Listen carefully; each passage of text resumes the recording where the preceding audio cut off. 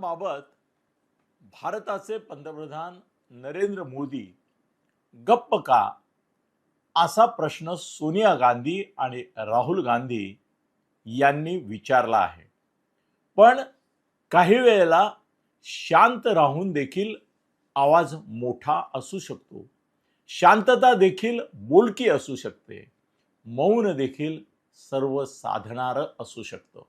त्यामुळे पंतप्रधान नरेंद्र मोदी यांचं मौन हे खरोखरच सोनिया गांधी किंवा राहुल गांधी म्हणतात त्याप्रमाणे आक्षेपार्ह आहे की ती एक विचारपूर्वक केलेली राजनीती आहे.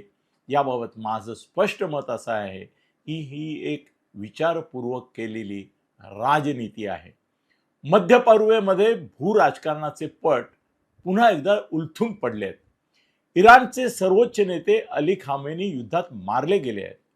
अमेरिका आणि इस्रायल यांनी संयुक्त कारवाई करून सत्ता समीकरणं बदलली आहेत. जगभरात निषेध होतोय, प्रतिक्रिया, संताप, समर्थन सगळं उमटलंय. आणि भारत, पंतप्रधान नरेंद्र मोदी, पूर्ण शांतता. ना निषेध, ना शोक संदेश, ना आम्ही इराण सोबत आहोत असे पारंपरिक मौखिक समर्थन. ही शांतता एक ठरवलेली आहे, एक राजनैतिक भूमिका आहे. हा प्रश्न खरं म्हणजे विचारायला हवा की इराण खरोखरच भारताचा मित्र होता का?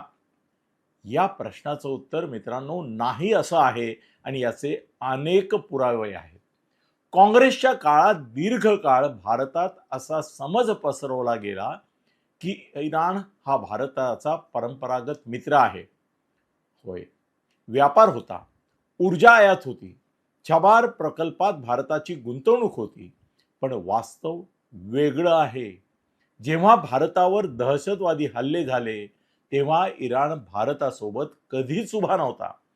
पाकिस्तान प्रायोजित दहशतवादामुळे भारतीय जवान मारले गेले, काश्मीरमध्ये रक्त सांडलं, मुंबईपासून पुलवामापर्यंत हल्ले झाले. तेव्हा इराणनं भारताच्या बाजूनं ठाम भूमिका कधीही घेतली नाही. 56 इस्लामी देशांच्या परिषदेत ऑर्गनायझेशन ऑफ इस्लामिक कोऑपरेशन मध्ये काश्मीरच्या प्रश्नावर इराणनं कायम पाकिस्तानची बाजू घेतली. भारताने दहशतवाद्यांवर कारवाई केली तेव्हा तेव्हा आक्रमण असा शब्दप्रयोग इराणनं केला.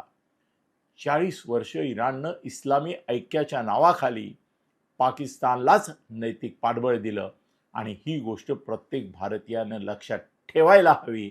सोनिया गांधी आणि राहुल गांधी सोयीस्करपणे ते विसरले म्हणून मोदींवर टीका करतायत आणि त्यांचं मौन हे आक्षेपार्ह ठरवत आहेत. पण राजकारणात अशा स्मृती लक्षात ठेवायच्या असतात. नरेंद्र मोदी यांनी संदेश दिला नाही, शोकसंदेश दिला नाही, याचं कारण ही राजनैतिक शांतता आहे. आजची भारताची परराष्ट्र नीती ही भावनांवर नाही तर राष्ट्रीय हितांवर आधारलेली आहे. भारताचं सध्याचं समीकरण बघा.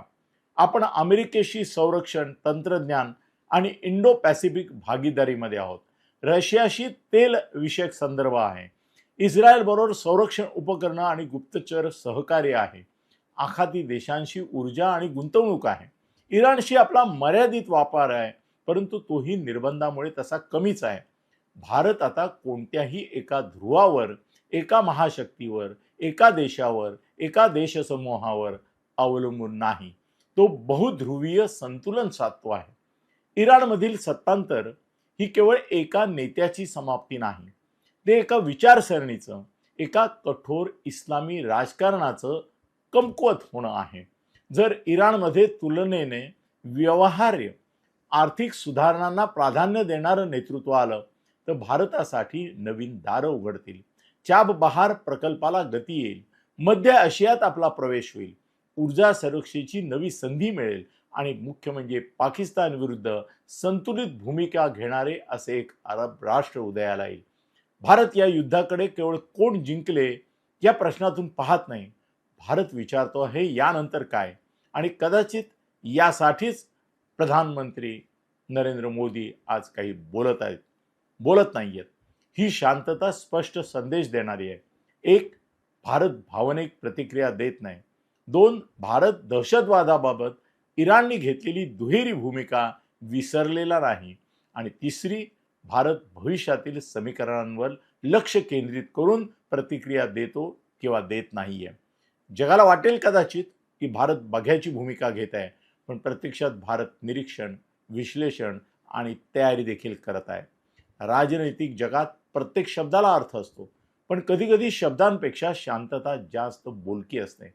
भारताने आज कोणताही निषेध केला नाही, कोणतीही सहानुभूती दाखवली नाही, कारण ही भावनांची वेळ नाही. ही इतिहासाच्या नोंदीची आणि भविष्याच्या आखणीची वेळ आहे, हे प्रधानमंत्री नरेंद्र मोदी जाणतात. भारताचं मौन, पंतप्रधान नरेंद्र मोदी यांचं मौन हे दुर्बलतेचं नव्हे तर आत्मविश्वासाचं प्रतीक आहे. आणि कदाचित ही शांतताच या युद्धातलं सर्वात मोठं स्टेटमेंट आहे. धन्यवाद.